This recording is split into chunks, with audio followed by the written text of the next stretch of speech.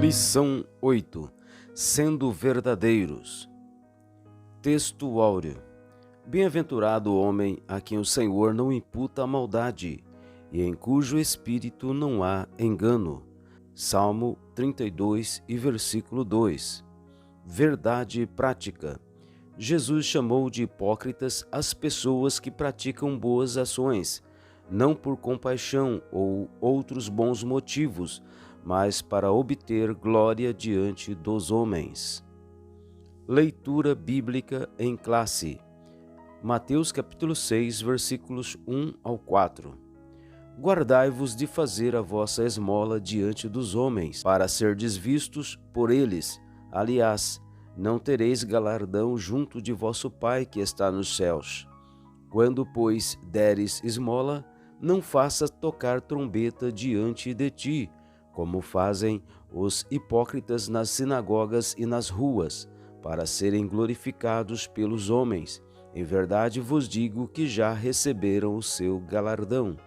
Mas quando tu deres esmola, não saiba a tua mão esquerda o que faz a tua direita, para que a tua esmola seja dada ocultamente, e teu Pai que vê em secreto te recompensará publicamente. Introdução. O ensinamento de Jesus no Sermão do Monte tem o objetivo de fazer com que sejamos seguidores de Cristo comprometidos com os valores do reino de Deus. Uma consequência de quem vive esses valores é buscar ser aprovado por Deus e não aplaudido pelos homens, além de vigiar contra a hipocrisia. Lucas capítulo 12, versículo 1. Nesta lição, veremos que Deus condena a hipocrisia de pessoas que praticavam boas ações, não por compaixão ou por bons motivos, mas para obter glória diante dos homens. Tópico 1. O ato de dar esmolas e a hipocrisia. Ponto 1. Definição de hipócrita. No grego, a palavra para hipócrita significa alguém que interpreta um papel, um personagem em uma obra teatral. O uso desta palavra no Evangelho de Mateus caracteriza o hipócrita como uma pessoa cujos atos pretendem impressionar os observadores. Mateus capítulo 6, versículos 1 ao 3, versículos 16 ao 18. Cujo foco está nos enfeites e não nas questões centrais da fé, e cuja conversa espiritual esconde motivos corruptos. Em Mateus capítulo 6, o hipócrita está em contraste com a pessoa de fé, cujo relacionamento com Deus é secreto. O grande desejo do hipócrita é sempre o de aparecer exteriormente, mas o problema é que o lado interno, sua verdadeira natureza, não é revelado. Ninguém sabe o que há no íntimo do ser humano, somente Cristo que conhece a natureza humana. João capítulo 2, versículo 25. O cristão que deseja vencer a hipocrisia tem de ter seu coração preenchido pelo amor de Cristo. Com esse amor real no coração, não há como o cristão praticar uma coisa e interiormente ser de outra forma. Mateus capítulo 5, versículo 48. Ponto 2. A justiça pessoal. Por intermédio da justiça pessoal, os discípulos de Jesus deveriam viver diferentemente dos fariseus, os quais projetavam em suas práticas religiosas mostrar ao público sua grande espiritualidade. Foi nesse particular que Jesus disse: guardai-vos de fazer a vossa esmola diante dos homens, para serdes vistos por eles. Aliás, não tereis galardão junto de vosso Pai que está nos céus. Mateus capítulo 6, versículo 1. Os discípulos de Cristo que vivem seus ensinos são conscientes de que nenhum ato de justiça pode ser praticado com a intenção de glorificação pessoal. Tudo o que fizermos deve ser para a glória de Deus. 1 Coríntios capítulo 10, versículo 31, Colossenses capítulo 3, versículo 17 e 1 Pedro capítulo 4, versículo 11. Tomemos todo cuidado pois a tentação de exibir a justiça pessoal poderá surgir em nossos atos piedosos de oração, jejum e oferta. Ponto 3. As 3 práticas da ética cristã. O apóstolo Tiago falou que a religião verdadeira tem como marca o serviço ao próximo, que também é um culto a Deus. Tiago 1:27. Jesus deixa claro que nesse serviço cristão não podem faltar a oferta, a oração e o jejum. Porém, no seu ensino, o propósito desses serviços piedosos não poderia ser deturpado, como fizeram os escribas e fariseus. É interessante observar que as 3 práticas da ética do serviço cristão envolvem nossos bens, oferta, nosso espírito, oração, e nosso corpo, jejum, e são direcionados a Deus, ao próximo e a nós mesmos. A oração, o jejum e a oferta são atos piedosos que, quando praticados com sinceridade e verdade, têm o reconhecimento do Senhor. Por outro lado, Jesus nos ensina que a religião sensacionalista e espetacular do dissimulado religioso perverte a piedade. Afinal, sua intenção é somente enganar e buscar os aplausos humanos. Tal procedimento jamais é adotado por um seguidor de Jesus, pois sabe que a prática de atos justos é somente com a finalidade de glorificar a Deus. Tópico 2. Auxiliando o próximo sem alarde. Ponto 1. Qual é a motivação do teu coração? A prática da generosidade para com alguém é bíblica e há tempos estava presente na lei de Deus. Levítico capítulo 23, versículo 10 e 11, 19 e 20, Deuteronômio capítulo 15, versículos 7 ao 11, Jeremias capítulo 22 e 16, Amós capítulo 2, versículos 6 e 7, Daniel capítulo 4, versículo 27, como também nos ensinos de Jesus, Lucas capítulo 6, versículo 36 e 38, Lucas capítulo 21, versículos 1 ao 4, João capítulo 13, versículo 29 e Gálatas capítulo 6, versículo 2.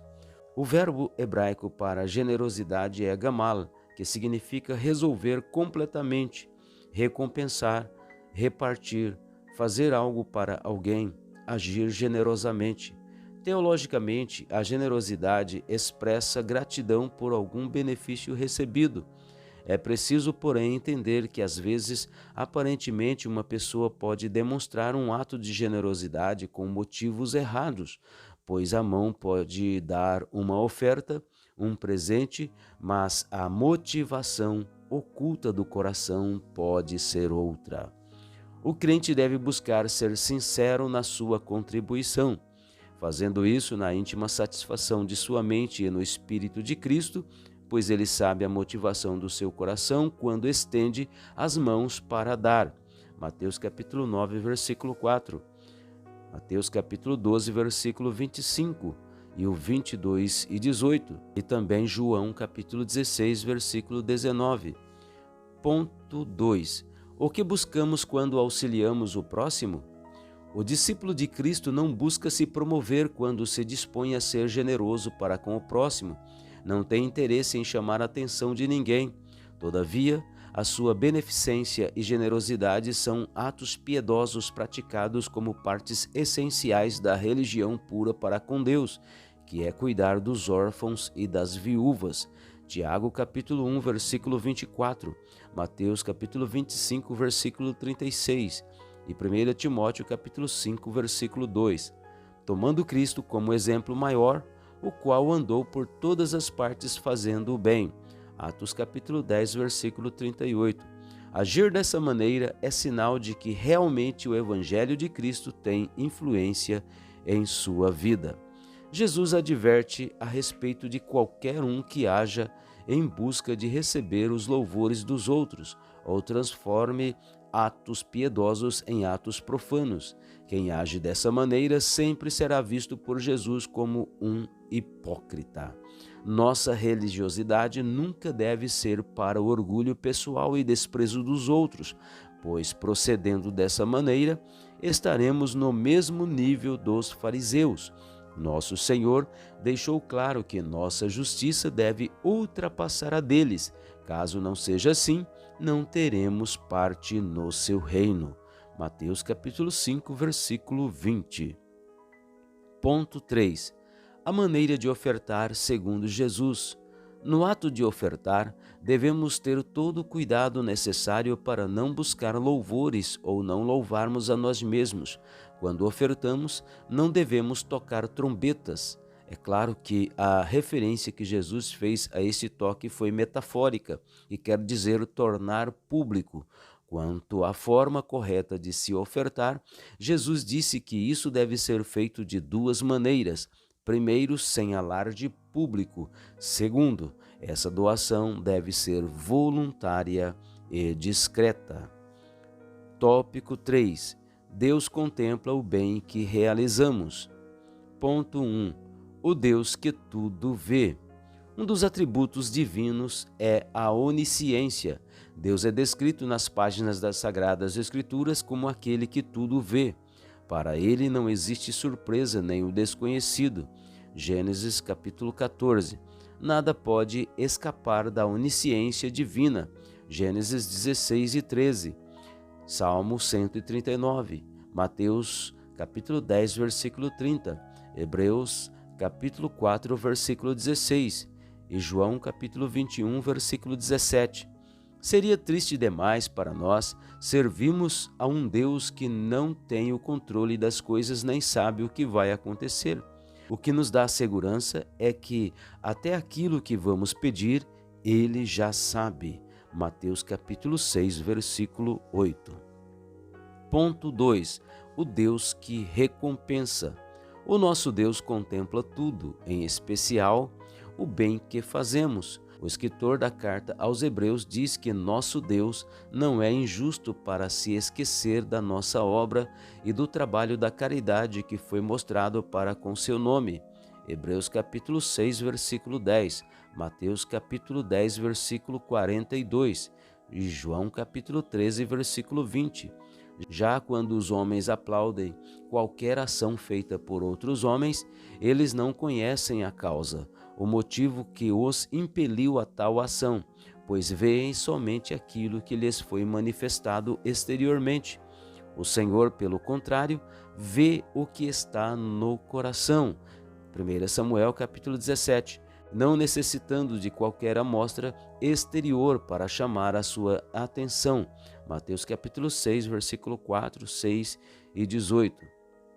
Quando um crente procura fazer algo apenas para que outras pessoas vejam, está desprezando os ensinos verdadeiros de Cristo, que especificamente afirmou que nada deve ser feito para receber aplausos dos homens.